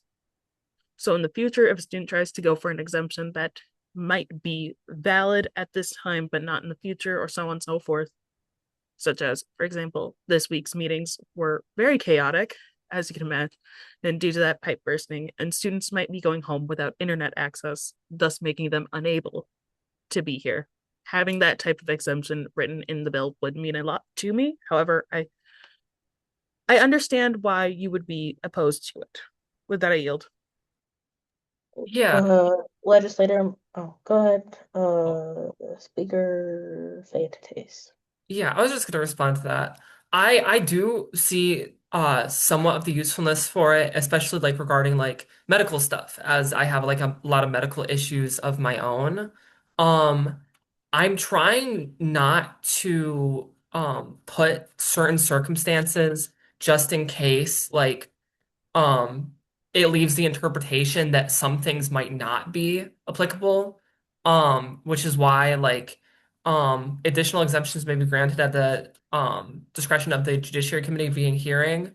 um I I don't think there should be any problems with um like not counting hours, as I feel like that can be asked to the Judiciary Chair, like in case of like this emergency. Someone could ask the Judiciary Chair whether they have to clock in hours this week. I think that can be solved through um just talking with each other. I do see the concern, but I still don't know. I would like to hear from more people about it rather than just hear two people about it, even though I think it is valid. If that makes sense. I don't want to sound rude. Um, Legislator Martino.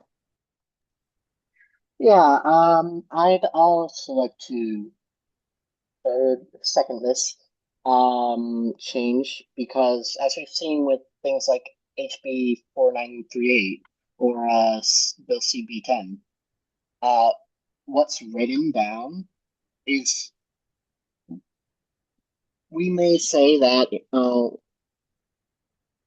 it's going to be taken by judgment of the Judiciary Chair or the Judiciary Committee, but at the end of the day, what we need to refer back to is what's written down. And I feel like it would be best for us to just head it off now and determine what do we want exemptions to be for, and how can we word that in a way that doesn't cut out reasonable exemptions, but does give everyone a defined answer to when you'll get an exemption. That'll be all for me. Director Lasecki. Thanks. Building off of what Legislator Snell said, where communication may not be available, I guess I'll sort of go into what I was thinking of when I made that suggestion. I had a friend who earlier this year had a mental health emergency and had to spend a week um, in the psychiatric hospital, and he had very little contact available with the outside world. If he were in a situation like this, he could find himself coming back to not having a job if he wasn't able to communicate with the chair. And sort of building upon what Legislator Martino was saying too. Um, just generally in legislating, not even here, but in in wider legislating as a practice, there's a problem of things being too subjective when there is a pretty clear intent behind them.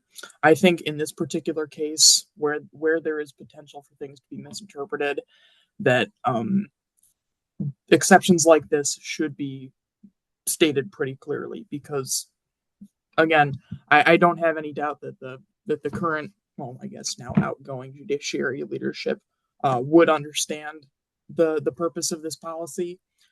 I think that it may be possible that future leadership won't have the same idea. So I think that our idea should be put in writing now.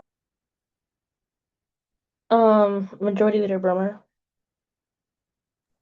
I will also echo the sentiments that have been brought up, and I say that because having been in student congress for a long time now, I think we should be as explicit with what we put in the bylaws as possible. And I say that because there is a lot of things in the bylaws that can be subjectively interpreted in different ways.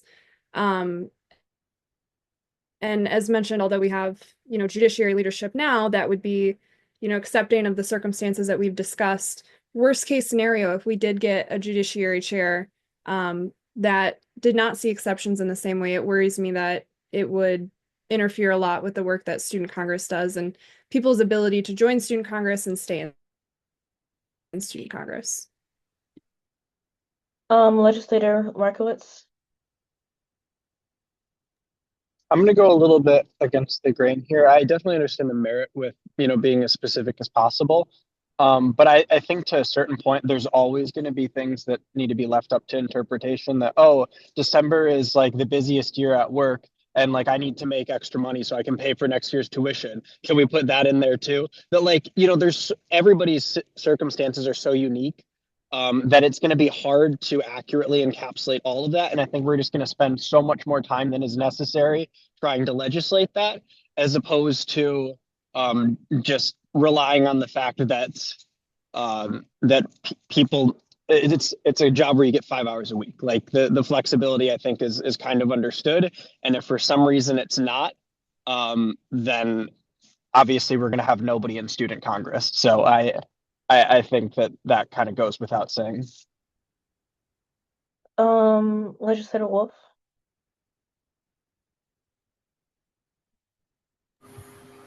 Hey, as a co-sponsor in this bill, people mentioned earlier about like potentially having something about, making it clear that like, during times like this when there's like university closures that we have something denoting that like hours do not have to be clocked and stuff. I think on a previous version of this document I had drafted a clause like that. So like there's potentially some language we could already easily implement in there if that's something people particularly care about. I yield. I would like to add that Majority Leader Bremer has added a comment in the chat. I would be amendable to explicitly stating exemptions and stating that all circumstances outside of what is listed must be considered by the Judiciary Chair. And Director Lasecki has said, I concur. We can both make explicit exceptions and leave others to interpretation, perhaps using and including but not limited to sort of phrasing. Legislator Snell.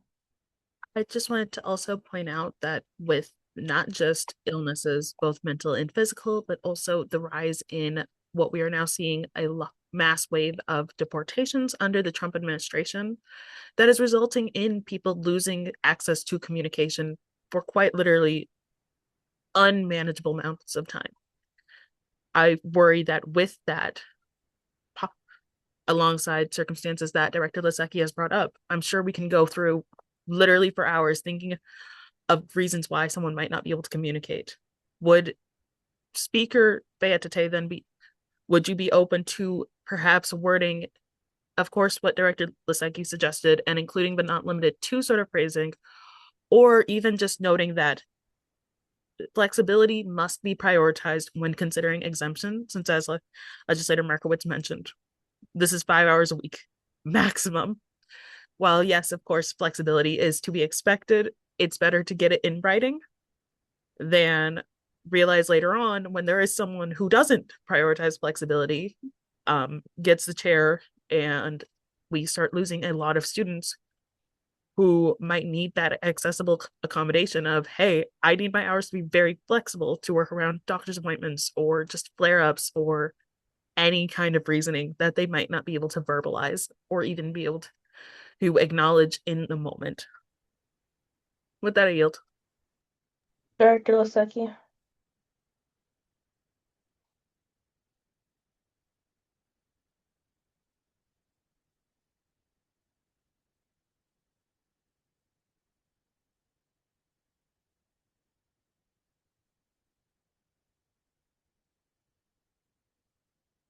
Director Lasecki, do you have anything else to add? Sorry, I left my hand. So are there any friendly amendments being made or any motions to amend the bill?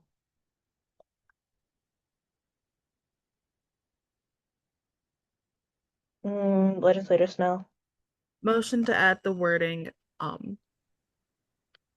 in another line that during these hearings, flexibility must be prioritized when working with the chair. However, there are, of course, limitations to that said flexibility. or something to that extent. Is there a second? Point of information, I believe this is being offered as a friendly amendment. So it would require the agreement of the sponsor, not a second from the Yeah. I don't know if I agree with the wording. Um, I feel like with the wording, I get the sentiment, but the wording, I feel like the wording has to be really fleshed out, so we wouldn't have like we couldn't vote on it this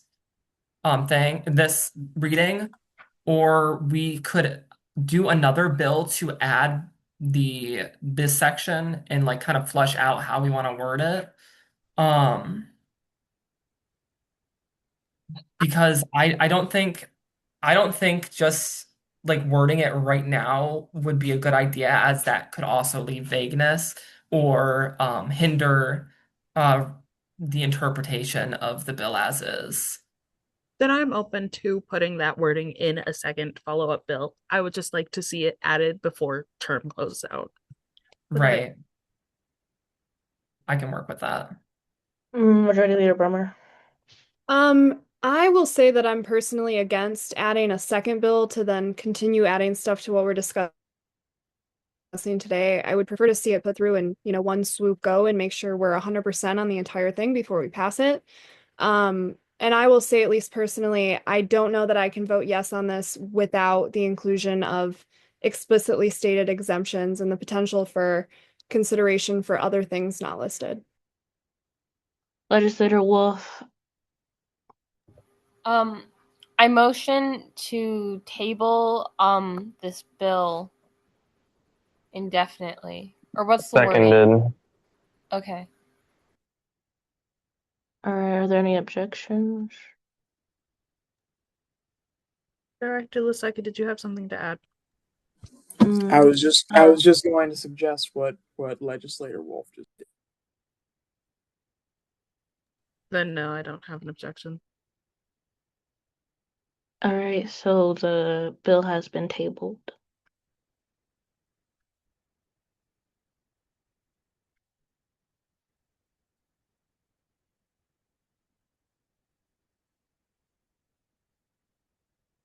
All right, moving on to discussion. Are there any discussions at this time?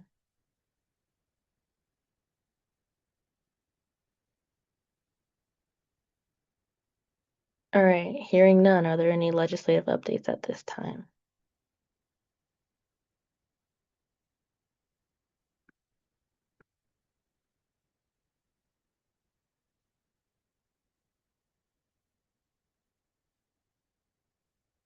All right, hearing none. Are there any? Madam Chair, point of information, you got two hands raised. Oh.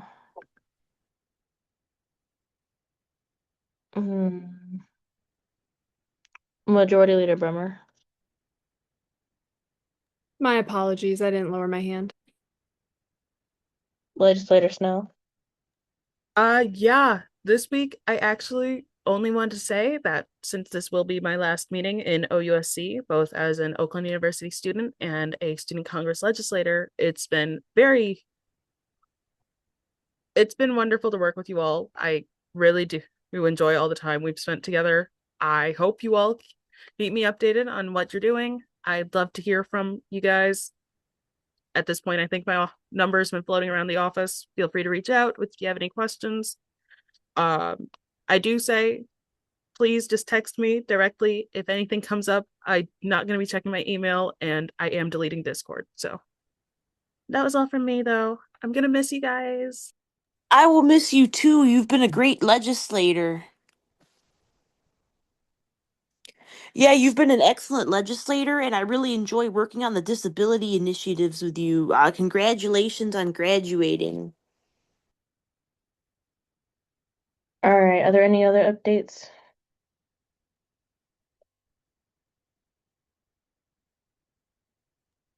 My bad. I also forgot, according to X, long story short, Rose mentioned that per the bylaws, it is tradition that if you're graduating, you're supposed to resign. So with that, I would like to mention I have officially resigned from OUSC.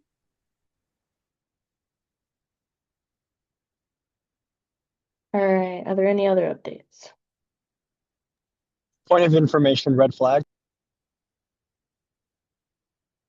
Are there any other updates?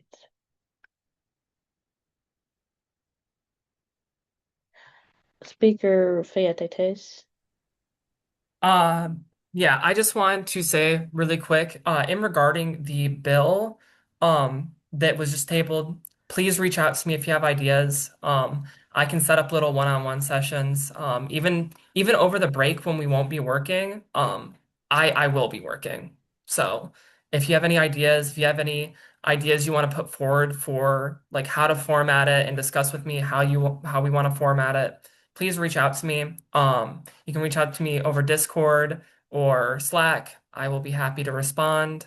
Um, and also, if you have any stuff to talk to me about, like speaker stuff or like engagement, as well as like supporting bills that you want to put forward, please reach out to me. I would love to help.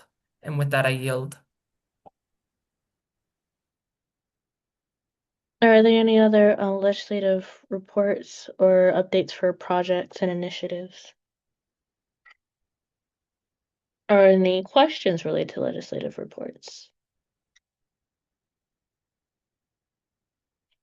All right. Do we have any liaison reports?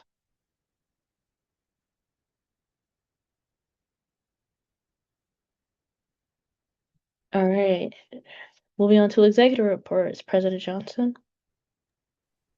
Hello, all. I'll try to keep this brief so I don't take up too much of your time. Vice President Matthews and I have had the chance to meet with Interim Vice President Wadsworth a few times over the past couple of days, and a few updates I've got for you. It has been confirmed that for the students who have had to vacate their housing, the university is going to give them a prorated refund for the time they were not in housing. I think the time they're working with is the Friday before Thanksgiving. And from then to the rest of the semester, students will be given a refund credited to their e-bill for the time they were not in housing or utilizing the dining hall, which is good on that one. I did stress to him my concern that with the way things shut down recently, I felt it was a little too similar to how things shut down when COVID hit. And we utilized that as a segue to talk about a lot of the different mental health opportunities the university has. I mentioned to him something I'd been working on with the provost about instituting, a mental health day as an excused absence within our policy, which he seemed supportive of, but geared me toward the provost's office, which I was already doing, and the importance of how we return to campus because a lot of people are frustrated with things at the present moment, and I think it's important that the university recognize that they're paying attention on that end.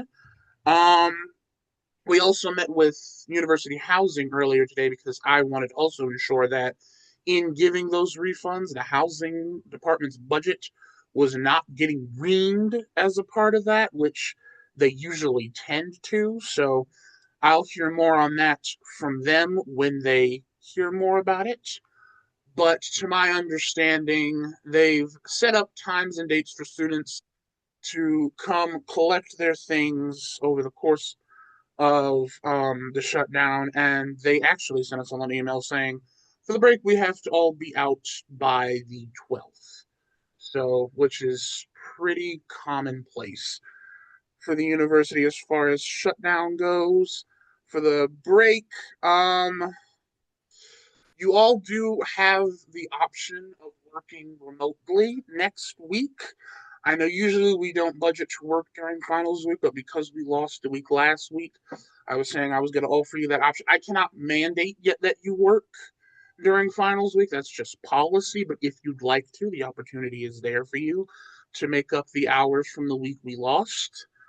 Good luck on all of your finals. Please do not stress yourself out so much. Don't cram too much. Do the best you can, and we'll rock on to see where we're going to be. To all of our members who are graduating, congratulations. You've finally hit the finish line, and you can ease on down the Yellow Brick Road, not have to worry about none more at this university. So My many thanks to you all and your flexibility.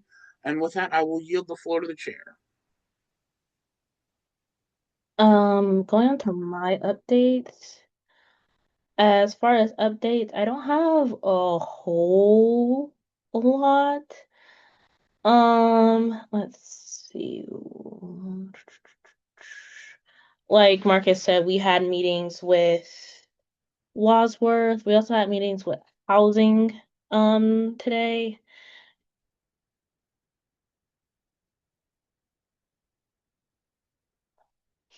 We also had a meeting with housing today. That went, I think, fairly well. We talked about the bagel, cream cheese and bagel event for housing students. We talked about possibly seeing what options there are for commuter students in housing. And I know Marcus can probably speak more on this, but some type of like a big splash come the new semester, when we're back on campus, especially regarding like the shutdown with like the heating and stuff. So that was a lot of good conversations came about from housing. Let me think. Oh, we had an interview this week with for elections commissioner. That went really well. I'm very confident in this candidate. I don't know when Marcus will be presenting them, but the I really like the candidate that we have so far for elections commissioner. So that went really well. And yeah, like we said, I know another thing that me and Marcus talked to Wadsworth about was making sure the university shows support for a lot of the communities that it feels like it's kind of silencing at the moment.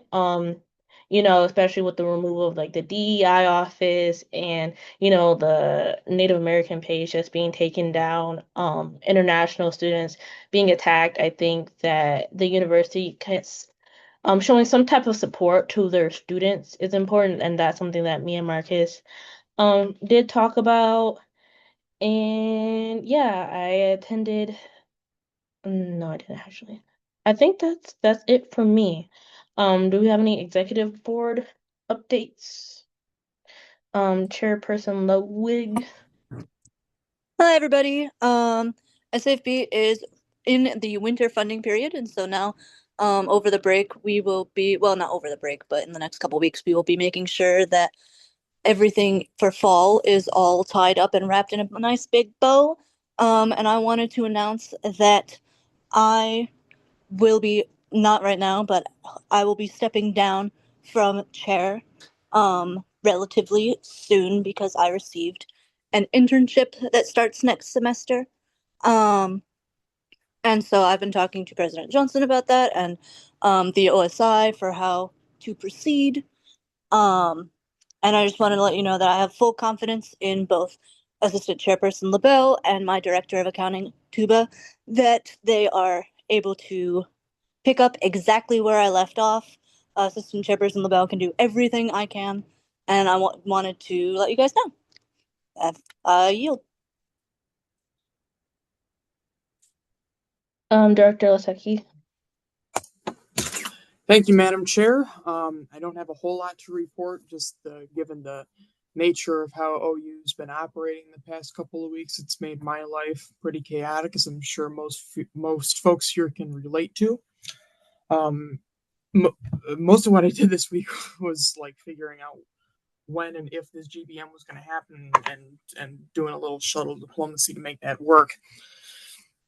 But the one thing that I have been working on, that I'm going to work on once this meeting is done, is getting this office ready for winter break. Because there's some food that's still left around, a few unfinished drinks and sandwiches and things in the fridge, that are perishable. We don't want to go bad and stink up the office, or worse, attract mice while we're away for an extended period of time. And also, because we got a lot of things in here that have a high idle power draw, that could potentially use a lot of energy while we're gone. In the interest of sustainability, I want to get as many things unplugged as possible if they're not going to be used. Personally, I think I probably should mention this during announcements, but I put out a thing the other day asking if anybody had any food to claim. I don't believe I heard anything back, so I just wanted to put out a call to the general body here and see if any of the food that's in here needs to be claimed or delivered to anyone. Um, is there anyone who needs to claim anything? I think there's like a half finished bottle of Mountain Dew, a couple of jugs of a yellow drink, probably lemonade. Couple of which are leaking, which probably should be taken care of sooner rather than later. Some expired cheese, a couple little Blue Bunny ice cream things. I'm seeing a few laughs around here. I know this is just like housekeeping stuff, but like I really do want to give everybody a fighting chance to take what's theirs before it gets tossed, you know. But hearing none, I'm just going to proceed with that as planned. I just think too, also for the benefit of the whole, if you've got any other personal effects that you're going to need for the duration of break, you may want to get those soon because, as I understand, this building will close for the winter on December 19th at 5 o'clock. So if you're able to come in here and retrieve your things, you probably should. If not, I can see about helping folks get their stuff. If any of you happen to live in Western Oakland or Wayne County, I could probably deliver to your homes or something. But please let me or someone else know if there's anything that needs to be facilitated to make that happen. That's all I got, folks. Have a good night. I yield. I did want to add because I know me and Director Damon were working on the sustainability event, the sustainability Shark Tank competition, and I've been helping her a lot with that. So I just kind of wanted to promote it in here real quick. It's basically, I think we already talked about it. I just want to like reiterate, but it is an event where people can submit their ideas for sustainability, and we're gonna have like multiple rounds with, the screening to go to the first round, and then the second round, and then the final round. And I just think it's a really cool idea. Chris Reed has been an enormous help to Director Damon, and I know Steve, Vice President Mackey, my bad, was also a big supporter of this event. So I think it's going to be a really big success in admin. So I just want to make sure that we show up for this event because I think it's a really cool idea. And like I said, I've been helping her a lot with it. So yeah. Do we have any other updates related to executive and projects and initiatives? Okay. Director Oseki.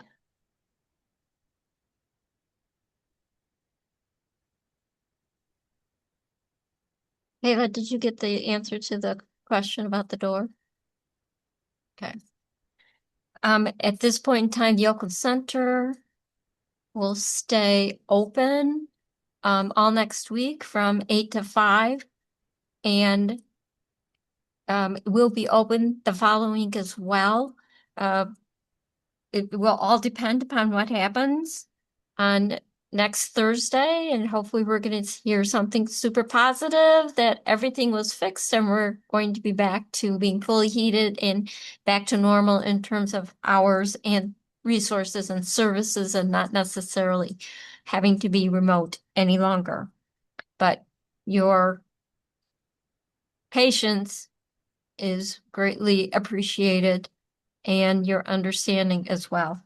I want to wish you the very best on your final exams, your papers and presentations, and I hope that they do go well.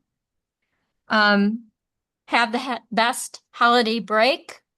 Kind of seems like we've already been on break, as someone mentioned earlier in this meeting, but take full advantage of it.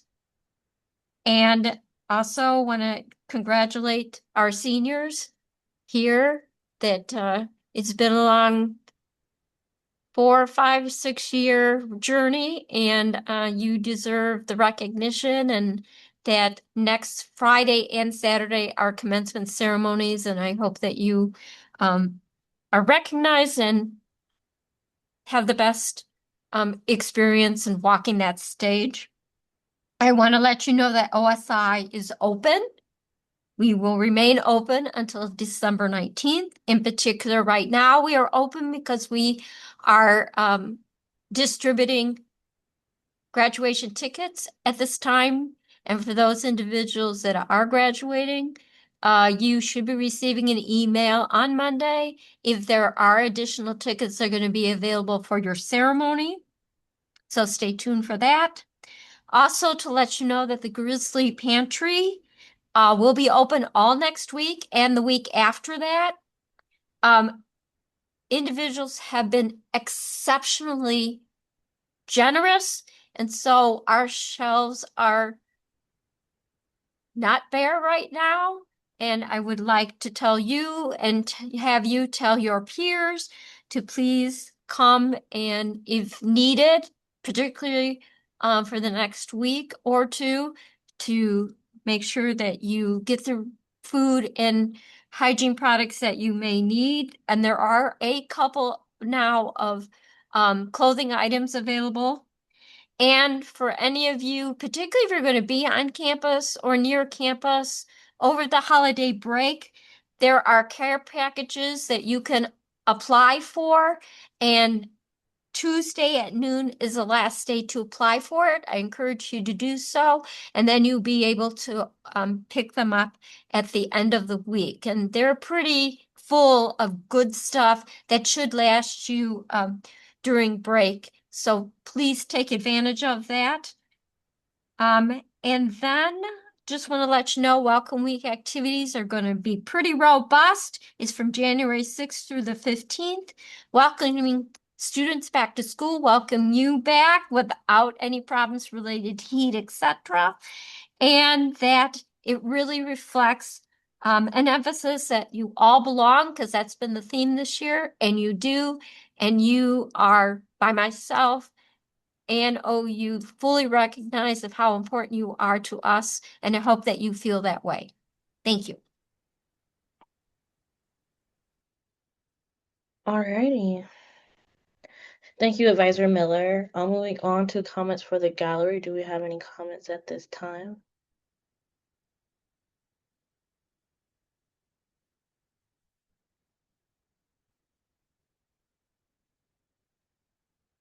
All right, hearing none, do we have any other announcements?